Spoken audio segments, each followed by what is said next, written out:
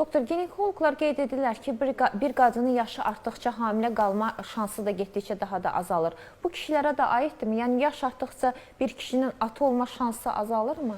Əlbəttə, deyək bizə bir cütlük müraciət edibsə, o zaman həmişə mən qadının və kişinin yaşını sorğulayıram və ona görə deyək ki, məsələn 20 yaşında, 22 yaşında da müraciət edənlər olur. Orada bir rahatsan, işləməyə bir vaxtın var, nələrsə eləməyə vaxtın var, amma daha yuxarı 40 yaşında deyək ki, bir pasiyent müraciət edibsə, bu zaman maksimum sürətli davranmalısan, vaxt itirməməlisən. Səbəb nədir? Zaman keçdikcə spermlərin miqdarı, keyfiyyəti yavaş-yavaş azalır.